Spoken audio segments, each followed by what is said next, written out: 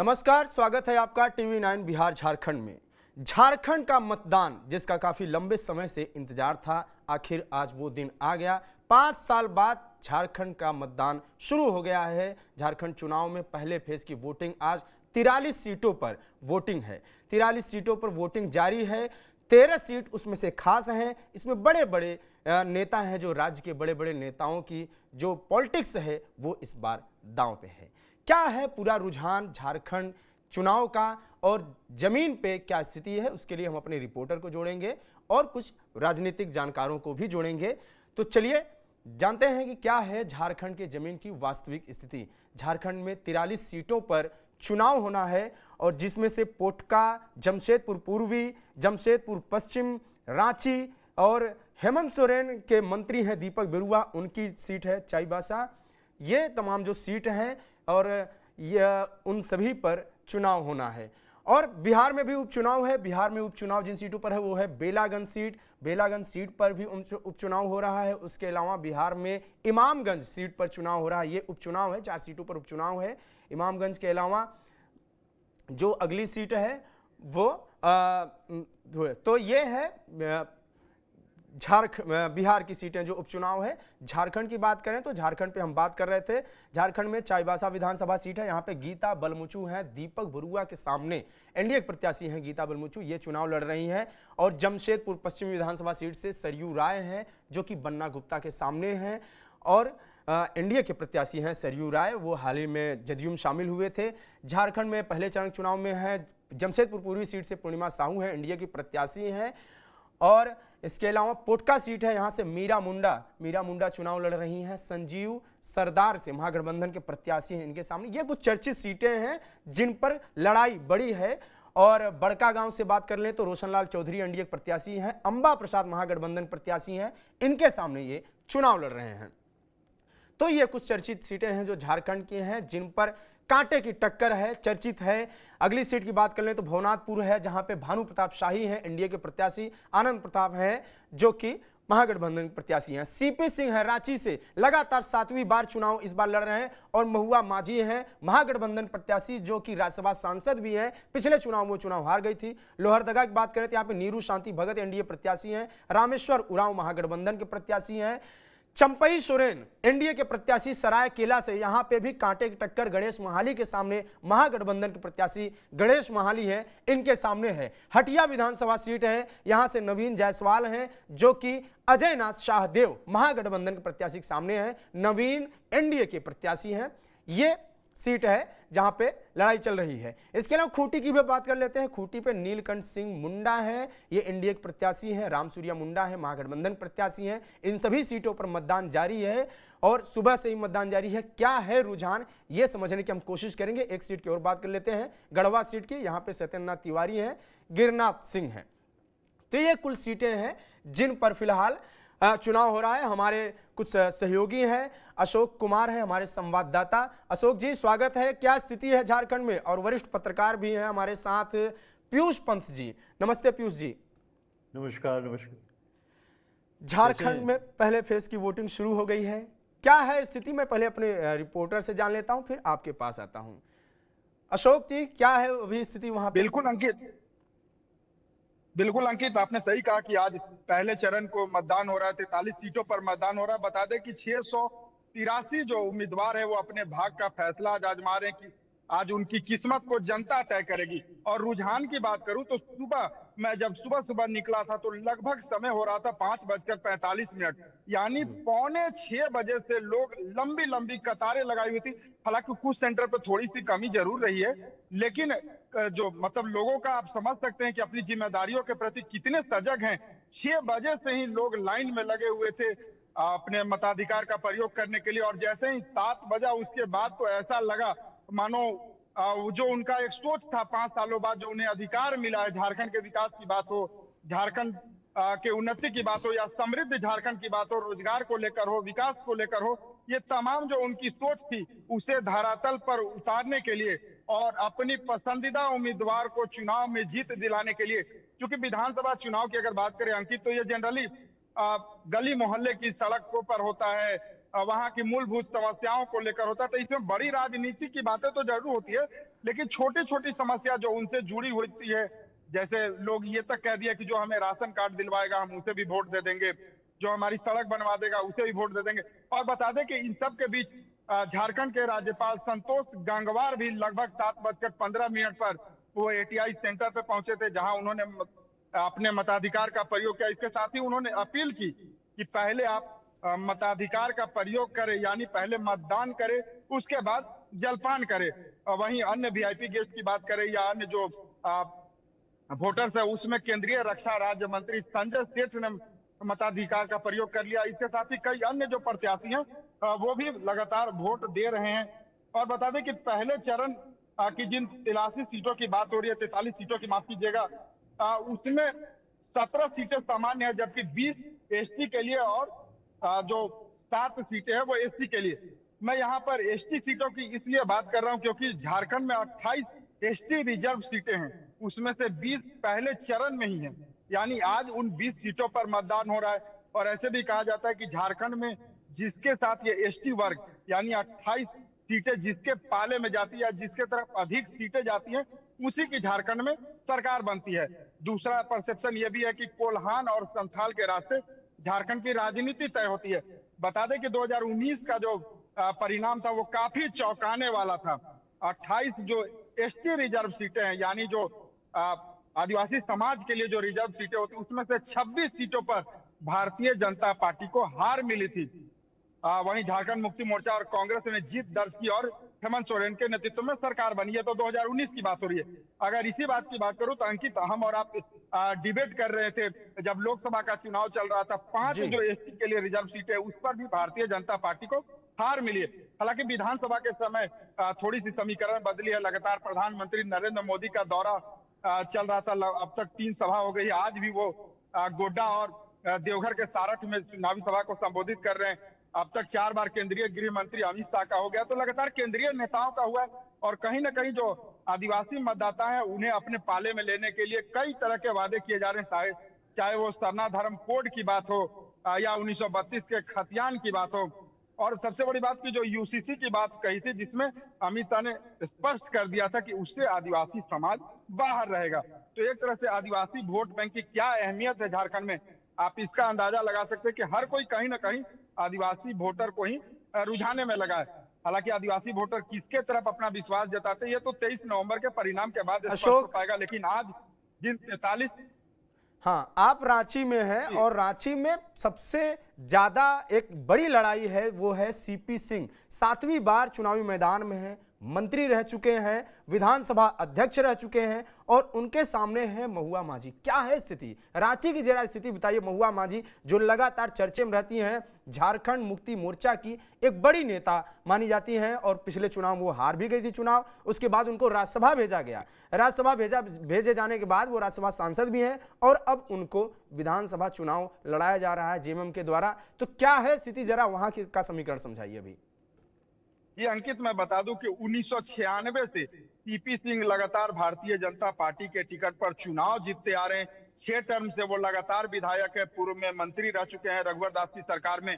इससे पहले वो विधानसभा के अध्यक्ष भी रहे हैं। इस बार 7वीं बार उन्हें भारतीय जनता पार्टी ने उम्मीदवार बनाया है, उन पर विश्वास जताया है और उनके सामने फिर वही उम्मीदवार है जो पूर्ववर्ती पिछले बार की अगर बात करें तो महुआ माझी, इस बार भी डॉक्टर महुआ माझी है। वर्तमान में राज्यसभा की वो सांसद भी हैं और प्रत्याशी भी हैं। दोनों के बीच अगर कहें तो बिल्कुल नेक टू नेक फाइट है। नेक टू नेक इसलिए मैं कह रहा हूं अंकित कि 2014 की बात करें तो लगभग जो दोनों के बीच का हार और जीत का मार्जिन था वो 37 से 38 हजार के बीच था। एग्जैक्ट फिगर तो मुझे याद नहीं है, लेकिन 37 से 38 हजार के बीच था। ये 2014 का आंकड़ा है। 2019 में वो आंकड़ा घट गया और 5 से 6 हजार के बीच में आ गया। तो आप समझ सकते कि ये डिफरेंस कितना बड़ा आया था, यानी 30,000 लोगों का समर्थन कहीं ना कहीं महुआ माझी के तरफ बढ़ा है। और इस बार की बात करें तो मुख्यमंत्री हेमंत सोरेन ने खुद महुआ माझी के समर्थन में रोड शो किया था, जिसमें जो भीड़ थी वो भीड़ कहीं ना कहीं ऐसा लग रहा था जैसे महुआ की लोकप्रियता बढ़ रही है। और राज्यसभा सांसद बनने के बाद कहीं ना कहीं महुआ माझी का ध्यान रांची पर काफी था, चूंकि उन्हें पता था कि जब चुनाव आएगा तो मुझे ही रांची से पसंदीदा उम्मीदवार के रूप में लोग देखेंगे। रांची की जनता की डिमांड रही होगी संभवतः, इसीलिए झारखंड मुक्ति मोर्चा ने महुआ पर एक बार भरोसा जताया। लेकिन सीपी सिंह का कद छोटा नहीं है। 1996 से वो लगातार चुनाव जीतते आ रहे हैं अंकित। जब से वो चुनाव लड़ना शुरू किया उन्होंने, तो वो चुनाव जीतते ही आ रहे हैं, विधानसभा के दरवाजे दहलीज तक पहुंच ही जा रहे हैं। और स्वाभाविक है कि सीपी सिंह का एक नारा मैं पिछले दिनों गया था तो वो कह रहे थे कि उन्हें तो लोग विधायक नहीं कहते, कहते हैं कि सीपी भैया आएंगे, घर घर नली सड़क बनाएंगे। तो स्वाभाविक है कि रांची में जो आज सड़कें टूट रही हैं वो भी सीपी सिंह ने ही बनाया है, जो नालियां टूट रही है वो भी उन्होंने बनाया। लेकिन वोट मार्जिन का गिरना 37,000 से 6 से 7,000 पे आ जाना अंकित, ये बताता है कि कहीं ना कहीं थोड़ी सी कमियां रही होंगी। महुआ का या तो प्रभाव बढ़ा होगा या लोग नए एक नेतृत्वकर्ता के रूप में एक विकल्प की तलाश कर रहे हैं। तो एक बड़ा फाइट रांची में है, क्योंकि राजधानी है, हब है, और जिस राजधानी के जहां पर क्षेत्र की मैं बात कर रहा हूं वहीं पर मुख्यमंत्री रहते हैं, राज्यपाल रहते हैं। राज्यपाल ने आज वोट भी कास्ट कर दिया है, तो तमाम मंत्री विधायक रहते हैं। तो बिल्कुल वो एक ऐसा सीट है जिस पर हॉट सीट है और सबकी निगाहें टिकी हुई, क्योंकि 6 टर्म से लगातार सीपी सिंह है और 7वीं बार। और उन्होंने एक बड़ी घोषणा, हमारे साथ ही उनकी बात हो रही थी, TV9 से बात करते उन्होंने एक बड़ी घोषणा किया था और ये कहा था कि ये मेरा अंतिम पारी है।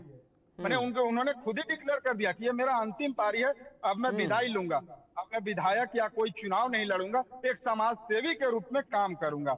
तो ये बड़ी बात उन्होंने कहा था। अब देखना हो कि रांची की जनता उन्हें किस रूप में विदाई देती है, हार के रूप में, जीत के रूप में, ये तो 23 नवंबर को पता चलेगा। लेकिन वोट मार्जिन का गिरना कहीं ना कहीं बीजेपी के लिए एक चुनौती बना था और शायद यही कारण रहा होगा। हमने जब जनता से बात की तो जिस प्रकार प्रधानमंत्री का रोड शो हुआ था 3 दिन पहले की बात है, 10 नवंबर का वो दिन था, शाम के लगभग 6:30 बजे से वो रोड शो शुरू हुआ था। OTC ग्राउंड से शुरू होकर वो रोड शो रातू रोड चौराहे तक गया था। बता दूं कि पहली बार रांची के जिस सड़क पर रोड शो हुआ वहां किसी प्रधानमंत्री ने रोड शो किया है।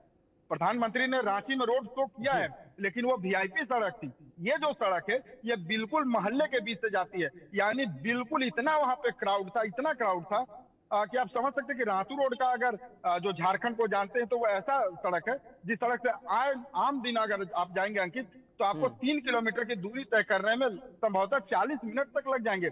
उस सड़क पर प्रधानमंत्री का जो रोड शो हुआ, इसे झारखंड मुक्ति मोर्चा या कांग्रेस ये कह रही है कि संभवतः उन्हें अपनी हार दिख रही है। सीपी सिंह का वो जो एक राजनीतिक कद था वो घट गया है, उनका मार्जिन घट गया, इसलिए प्रधानमंत्री को आज स्वयं यहाँ पर मोर्चा संभालना पड़ा। और रांची के ऐसी सड़क पर जिसे नल्ली गली कहा जा रहा है, अब ये मैं नहीं कह रहा हूँ, ये झारखंड मुक्ति मोर्चा और कांग्रेस के लोग कह रहे हैं कि ऐसी सड़क जिस पर मोटरसाइकिल से चलना दुश्वार होता है, उस सड़क पर प्रधानमंत्री को उतरना पड़ गया, 4-4 प्रत्याशी को गाड़ी पर बैठा करके घुमाना पड़ गया, और वो भी ऐसे प्रत्याशी को जो वर्तमान में विधायक हैं। यानी उनका कार्यशैली सही नहीं रहा होगा, उन्हें जनता का फीडबैक नहीं मिल रहा होगा।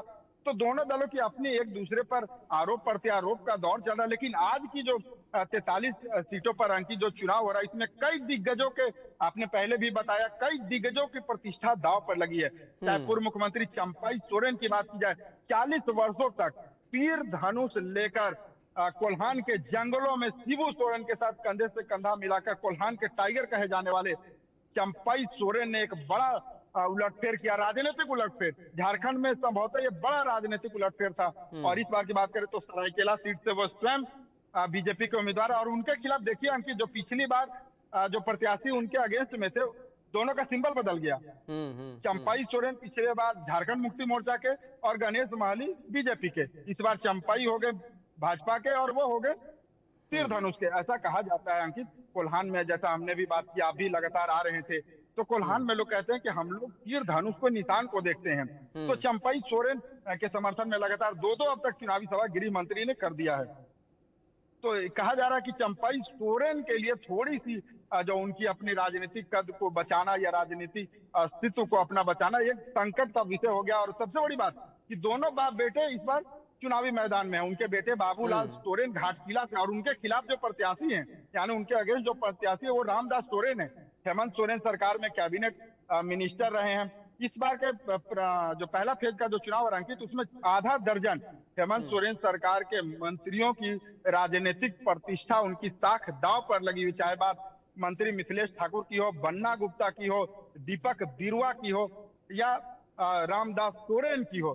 तमाम जो बड़े बड़े दिग्गज हैं वो आज चुनावी मैदान में है। और उड़ीसा के वर्तमान में राज्यपाल हैं, राज्य के पूर्व मुख्यमंत्री रहे हैं रघुवर दास, उनकी राजनीतिक विरासत को संभालने की इस बार जिम्मेवारी उनकी बहू के कंधे पर है।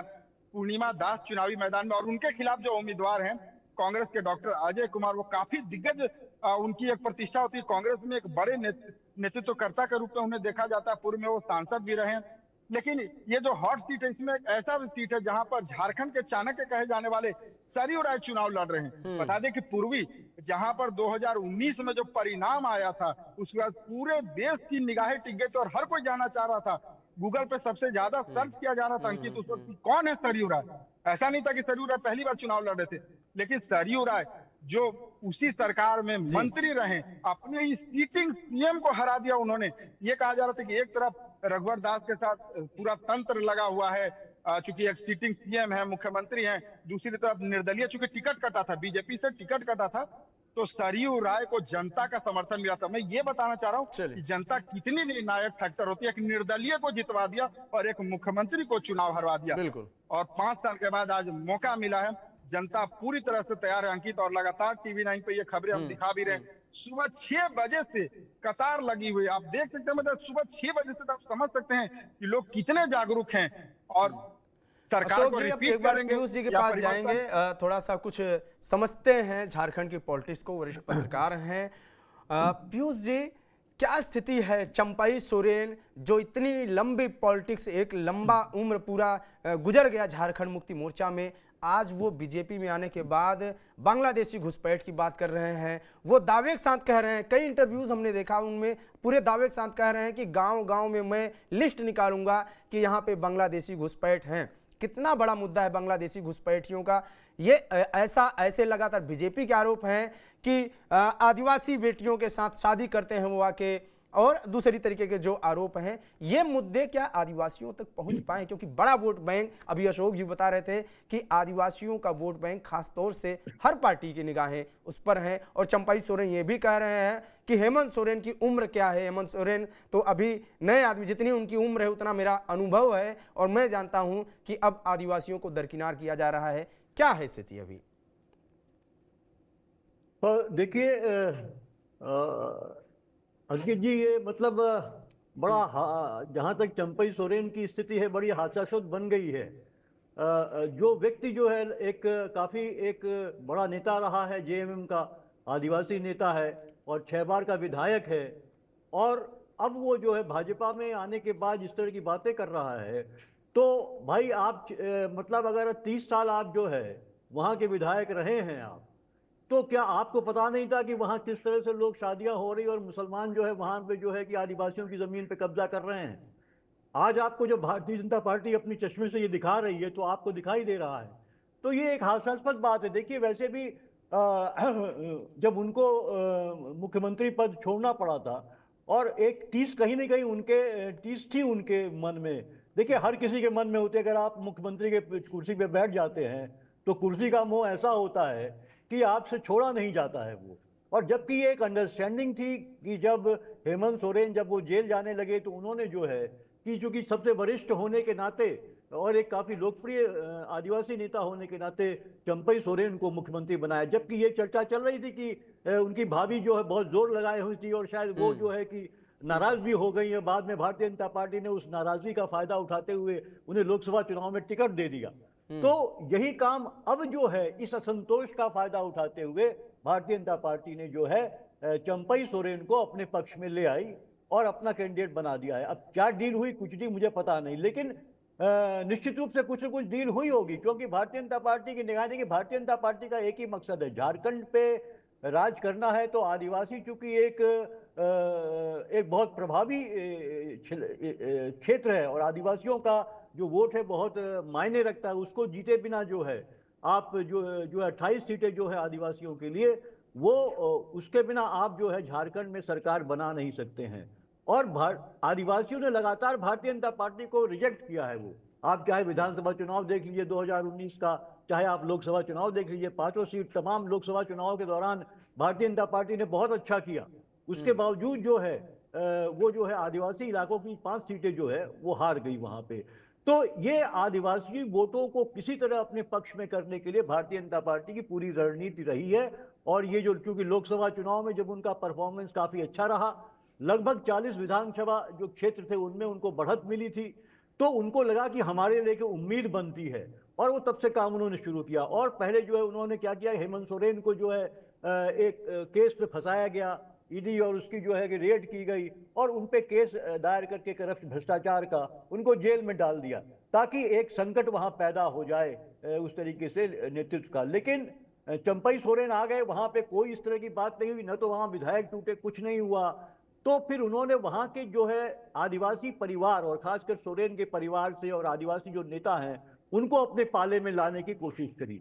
और कई नेता देखिए इस बार चुनाव लड़ रहे हैं, तमाम जो है ये आज सब उसमें पूर्व मुख्यमंत्री, 3 पूर्व मुख्यमंत्री हैं और दूसरे नेता हैं जो आदिवासी उनके समाज परिवार के लोग हैं। मेरा एक सवाल है पीयूष जी, नहीं तो इसमें एक चीज और मैं और जोड़ना चाहूंगा अंकित जी, कि अंत में जब नहीं उनको चला कि अब कोई दाल नहीं गल रही है, तो ये जो है आप जो है कि लैंड जिहाद और मुसलमान शादी कर रहे हैं। जबकि आप देखिए ये आदिवासी जो है मुसलमानों के साथ, और बांग्लादेश का मामला तो एक मुझे लगता है कहीं ना कहीं ये एक बढ़ा चढ़ा के किया था। आप कहीं भी चले जाइए मुस्लिम बहुल राज्यों में, हर जगह, भले ही जो है कि झारखंड की कोई तो बॉर्डर लगता नहीं वहां से, अब बंगाल का बॉर्डर लगता, बंगाल में हमने ये बात देखी, असम में हमने ये बात देखी, हम जो है अब जो है झारखंड में बात, जहां भी मुसलमान ज्यादा हैं वहां ये घुसपैठिए की बात आ जाती है पूरी तरीके से। और यहाँ तो देखिए जहां तक जमीन का बात है, जिहाद का बात है, तो देखिए झारखंड का जो टेनेंसी एक्ट है उसके उसके तहत ये है कि साहब आप जो है कि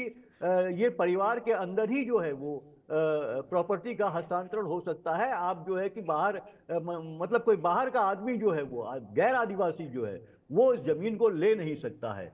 और दूसरी बात और है कि वहां पे जो है कि परिवार में जो है अभी वहां पे लड़कियों को वो अधिकार नहीं मिला है कि उनको जो है ट्रांसफर हो जो है जमीन जो है। तो इस तरह से देखिए बहुत सी चीजें हैं। और सबसे बड़ी बात मैं आपको बताऊं अंकित जी, आपका अगला सवाल हो इससे पहले एक बड़ी जानकारी ये मैं आपको दे दूं कि अभी हाई कोर्ट पे एक एफिडेविट दायर किया था केंद्र सरकार ने, जो सितंबर 2024 की बात है जहां तक मुझे याद आ रहा है। उसमें उन्होंने कहा था कि ये जो डेमोग्राफी का मामला है, जिसमें ये भारतीय जनता पार्टी ये भी कह रही है कि डेमोग्राफी जो है कम होती जा रही है, आदिवासी कम होते जा रहे हैं, मुस्लिम बढ़ते जा रहे हैं, तो उसमें ये कहा सरकार ने, केंद्र सरकार ने ये एफिडेविट में कहा कि इसके पीछे जो कारण है वो जो है कि एक तो जो वहां पे जो है कि जो पलायन जो हो रहा है वहां आदिवासियों का, दूसरा जो है कि वहां के जो है कि जो बच्चों की शिशु जो मर जाते हैं, जो शिशु दर है मृत्यु की जो है, शिशु जो मृत्यु है वो एक बहुत बड़ा कारण है। और जो है कि बाकी उसने कहा कि हम और चीज के क्या और इसकी तहकीकात की जा रही है। तो खुद केंद्र सरकार ने कहीं भी मुस्लिमों को ये या बांग्लादेशियों को या घुसपैठियों को इसके लिए जिम्मेदार नहीं माना है जो उनकी आबादी में जो कमी आ रही है, तथाकथित जो कमी आ रही है। क्योंकि अगर आप देखा जाए तो नहीं, केंद्र सरकार ने एक बात ये भी कही कि जो 2011 का जो जनगणना हुआ था और उसके पहले जो जनगणना था, उन दोनों में मुस्लिमों की आबादी में लगभग 14-15% वृद्धि हुई है। मतलब जो 8% था वो 20 से प्लस चला गया मुस्लिमों की जनसंख्या। और वो बोल रहे हैं कि नई जो जनगणना है वो नहीं हुआ है, कम से कम 10 साल तो हो ही गए, 2011 के बाद से अभी तक में 13 साल हो गए। तो वो ऐसा बता रहे हैं कि अब जो जनगणना होगा उसका हमारे पास आंकड़ा नहीं है, लेकिन उनका दावा है ऐसा। और वो इसीलिए वो उनके पास फैक्ट तो करेक्ट है नहीं कि उसमें बांग्लादेशी ही है कि कहाँ है, लेकिन वो ये आरोप लगा रहे हैं कि कुछ पश्चिम बंगाल के माध्यम से आ रहे हैं, उस तरफ से आ रहे हैं, कुछ बिहार तरफ से आ रहे हैं, ऐसा उनका दावा है। हाँ देखिए ये वो दावा कर रहे हैं, लेकिन कितना दावा सही, अगर हम आंकड़ा देखें तो देखिए आप दो चीज देखनी पड़ती है। एक जो है कि परसेंटाइल क्या है, परसेंटेज क्या है उनकी पॉपुलेशन का, और एक एक्चुअल नंबर क्या है। तो अगर आप देखिए उसमें देखिए तो पूरी जो पॉपुलेशन है वहां उसके कंपैरिजन में देखेंगे तो निश्चित रूप से घटी है आदिवासियों की, और उसके कारण बहुत से बाहर भी गए हैं। आप देखिए आप बिहार से, बंगाल से लोग जब से वहां पे ये संयंत्र लगा है आपका बिजली उत्पादन का, अडानी का, बहुत से लोग नौकरी के लिए आए हैं जो वहां बसे हैं वहां पे। ये तमाम कारण हैं जो जिसको छिपाया जा रहा है। और ये टोटल नंबर में ग्रो किए हैं आदिवासी, परसेंटेज पॉइंट से निश्चित रूप से उनकी आबादी कम हुई है, लेकिन अगर आप एक्चुअल नंबर देखेंगे तो वो भी आगे बढ़ा है। तो इसलिए मुझे लगता है आंकड़ों का खेल और एक झूठा प्रचार करके इस तरह से ये बात कही जा रही है। और ये आदिवासी इस बात को समझते हैं। और यही जो है देखिए कि आपके क्या नाम इनसे ये पूछा जा रहा है उनसे कि भाई आप अभी तक क्या सो रहे थे, आपको पता नहीं था ये? तो बिल्कुल। उन्होंने अभी एक इंटरव्यू में ये बात कही भी, चंपई सोरेन ने, कि मुझे इसकी कोई जानकारी नहीं थी, कभी ये मामला पहले उठा नहीं, मैंने कभी देखा नहीं, ऐसा कभी हुआ नहीं है। तो वो ये एडमिट भी कर रहे हैं और दूसरी तरफ से वो भारतीय जनता पार्टी की भाषा भी बोल रहे हैं। तो उनकी मजबूरी है, क्या करें, मजबूरी है उनको। तो बिल्कुल। ये एक तमाम सवाल चीजें- मेरा है, एक क्योंकि थोड़ा सा समय कम है तो हम जल्दी जल्दी ले लेते हैं। जी जी जी। ये सवाल एक बड़ा सबके मन में उठता है। लोग कहते हैं कि तीर धनुष को ही देख के आदिवासी वोट करता है, आदिवासियों के वोट से ही झारखंड की पॉलिटिक्स निश्चित तय होती है। ये सब कुछ तो अपने जगह ठीक है, लेकिन फिर बीजेपी इतने लंबे वक्त तक सत्ता में कैसे रह गई? झारखंड के सत्ता में सबको पता है कि शुरुआत बीजेपी करती है, फिर इस कार्यकाल से पहले जाए तो बीजेपी पूरा कार्यकाल पूरा करती है। रघुवर दास पूरा 5 साल अपना कार्यकाल पूरा करते हैं। रघुवर दास की लोकप्रियता में कमी आई या क्या हुआ, या बीजेपी की लोकप्रियता में कमी आई? इस बार 5 साल इन्होंने भी पूरा किया। अब स्थायी रूप से चंपई सोरेन का कार्यकाल निकाल दे तो क्या है समीकरण? अभी थोड़ा सा मुझे एक शॉर्ट में समीकरण समझा दीजिए कि क्या समीकरण है, उसके बाद फिर हम अशोक की तरफ जाएंगे। देखिए अंकित जी, ये क्या नाम